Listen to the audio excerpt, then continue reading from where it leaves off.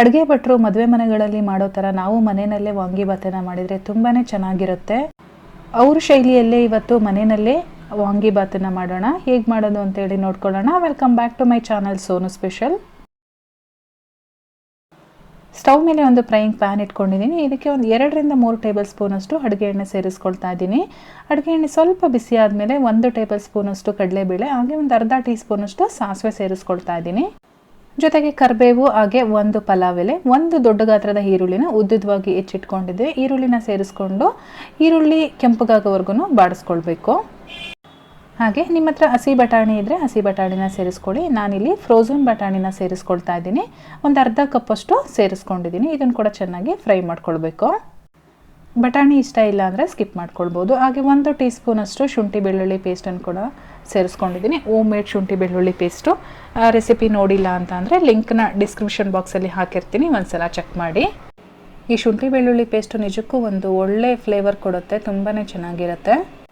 ಈರುಳ್ಳಿ ಎಲ್ಲ ಚೆನ್ನಾಗಿ ಫ್ರೈ ಆಗಿದೆ. ಈ ಟೈಮಲ್ಲಿ ಬದನೆಕಾಯಿ ಸೇರಿಸ್ಕೊಳ್ತಾ ಇದ್ದೀನಿ. 4 ಬದನೆಕಾಯಿ ಉದ್ದ ಬರುತ್ತಲ್ಲ, ಆ ಬದನೆಕಾಯಿನ ಈ ರೀತಿ ಉದ್ದುದವಾಗಿ ಕಟ್ ಮಾಡಿ ನೀರೆಲ್ಲ ಹಾಕಿಟ್ಟಿದ್ದೆ.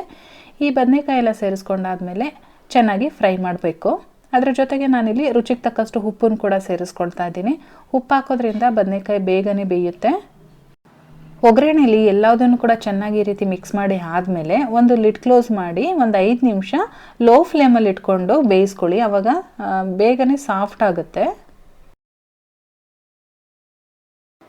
5 ನಿಮಿಷ ಆದಮೇಲೆ ನೋಡ್ಬೋದು ನೀವು ಇಲ್ಲಿ ಸ್ವಲ್ಪ ಸಾಫ್ಟ್ ಆಗಿದೆ. ಈ ಟೈಮಲ್ಲಿ ನಾನು 1 ನಿಂಬೆಹಣ್ಣಿನ ಗಾತ್ರದ ಹುಣಸೆ ಹಣ್ಣನ್ನು ನೆನೆಸಿಟ್ಟಿದ್ದೆ. ಅದರದ್ದು ಹುಣಸೆ ರಸನ ಸೇರಿಸ್ಕೊಳ್ತಾ ಇದ್ದೀನಿ. ಈ ಹುಣಸೆ ರಸದ ಒಳಗಡೆ ಇವಾಗ ನಾವು ಚೆನ್ನಾಗಿ ಬೇಯಿಸಬೇಕು. ಹಾಗಾಗಿ ನಾನು ಮತ್ತೆ ಲಿಡ್ ಕ್ಲೋಸ್ ಮಾಡಿ ಒಂದು 8 ರಿಂದ 10 ನಿಮಿಷಗಳ ಕಾಲ ಲೋ ಫ್ಲೇಮಲ್ಲಿ ಬೇಯಿಸ್ಕೊಳ್ತೀನಿ. 10 ನಿಮಿಷ ಆದಮೇಲೆ ಓಪನ್ ಮಾಡ್ತಾ ಇದ್ದೀನಿ. ನೋಡಿ ಎಷ್ಟು ಚೆನ್ನಾಗಿ ಬೆಂದಿದೆ ಅಂತೇಳಿ ಗೊತ್ತಾಗ್ತಾ ಇದೆ. ಸಾಫ್ಟ್ ಆಗಿದೆ ಬದನೆಕಾಯಿ ಎಲ್ಲ. ಬಟ್ರ್ ಶೈಲಿಲಿ ಮಾಡೋ ಅಂಥ ವಾಂಗಿಬಾತಿಗೆ ತುಂಬ ಇಂಗ್ರೀಡಿಯೆಂಟ್ಸ್ ಹಾಕೋ ಥರ ಏನಿಲ್ಲ. ಇವಾಗ ನಾನು ಇದಕ್ಕೆ ಒಂದು ಅರ್ಧ ಟೇಬಲ್ ಸ್ಪೂನಷ್ಟು ಖಾರದ ಪುಡಿ ಹಾಕ್ಕೊಂಡಿದ್ದೀನಿ. ಹಾಗೆ ಒಂದು 2.5 ಟೇಬಲ್ ಸ್ಪೂನಷ್ಟು ವಾಂಗಿಬಾತ್ ಪೌಡರ್ನ ಸೇರಿಸ್ಕೊಳ್ತಾ ಇದ್ದೀನಿ. ನಾನಿಲ್ಲಿ MTR ವಾಂಗಿಬಾತ್ ಪೌಡರ್ ತೊಗೊಂಡಿದ್ದೀನಿ. ಇದನ್ನೆಲ್ಲ ಚೆನ್ನಾಗಿ ಒಂದ್ಸಲ ಮಿಕ್ಸ್ ಮಾಡ್ಕೊಳ್ಬೇಕು. ಈ ಟೈಮಲ್ಲಿ ನಾವು ಚೆನ್ನಾಗಿ ಮಿಕ್ಸ್ ಮಾಡ್ಕೊಳ್ಬೇಕು. ತುಂಬ ಹೊತ್ತು ಫ್ರೈ ಮಾಡೋ ಅಂಥ ಅವಶ್ಯಕತೆ ಇಲ್ಲ. ತುಂಬ ಹೊತ್ತು ಫ್ರೈ ಮಾಡಿದರೆ ಸ್ವಲ್ಪ ಡ್ರೈ ಆಗುತ್ತೆ. ಹಾಗಾಗಿ ಒಂದು 2 ನಿಮಿಷ ಫ್ರೈ ಮಾಡಿಕೊಂಡು ಲೋ ಫ್ಲೇಮಲ್ಲಿ ಇಟ್ಕೊಂಡ್ರೆ ಸಾಕು. ನಿಮಗೆ ಈ ಟೈಮಲ್ಲಿ ಮಿಕ್ಸ್ ಮಾಡ್ಕೊಳಕ್ಕೆ ಎಷ್ಟು ಬೇಕೋ ಅಷ್ಟು ಇಟ್ಕೊಂಡು ಮಿಕ್ಕಿದ್ದಿನ ತೆಗೆದಿಟ್ಕೊಳ್ಬೋದು. ನಾನು ಅದೇ ರೀತಿ ಮಾಡ್ತಾ ಇದ್ದೀನಿ. ಗೊಜ್ಜು ಜಾಸ್ತಿ ಆಗಿರೋದ್ರಿಂದ ಸ್ವಲ್ಪ ಬೌಲಲ್ಲಿ ಹಾಕಿ ಎತ್ತಿಟ್ಕೊಳ್ತಾ ಇದ್ದೀನಿ. ಬಿಸಿ ಅನ್ನ ಮಾಡಿದಾಗ ನಾವು ಇದನ್ನು ಬಿಸಿ ಬಿಸಿಯಾಗಿ ಮಿಕ್ಸ್ ಮಾಡಿಕೊಂಡು ತಿನ್ಬೋದು. ಇವಾಗ ಉಳಿದಿರ್ತಕ್ಕಂಥ ವಾಂಗಿಬಾತ್ ಗೊಜ್ಜಿಗೆ ನಾನಿಲ್ಲಿ ಅನ್ನ ಮಾಡಿಟ್ಕೊಂಡಿದ್ದೀನಿ. ಒಂದು 2.5 ಕಪ್ಪಷ್ಟು ಸೇರಿಸ್ಕೊಳ್ತಾ ಇದ್ದೀನಿ. ಈ ಗೊಜ್ಜು ಜೊತೆ ಚೆನ್ನಾಗಿ ಹೊಂದ್ಕೊಳ್ಳೋ ರೀತಿ ನಾವು ಮಿಕ್ಸ್ ಮಾಡ್ಕೊಳ್ಬೇಕು. ಬಿಸಿ ಬಿಸಿ ಇದ್ದಂಗೆ ಸರ್ವ್ ಮಾಡಿ ತುಂಬಾ ಚೆನ್ನಾಗಿರುತ್ತೆ. ಇನ್ಸ್ಟಂಟಾಗಿ ಮಾಡ್ಕೊಳ್ಬೋದು. ಗೊಜ್ಜು ಬೇಕು ಅಂದರೆ ಸ್ವಲ್ಪ ಹಾಕ್ಕೊಳ್ಳಿ.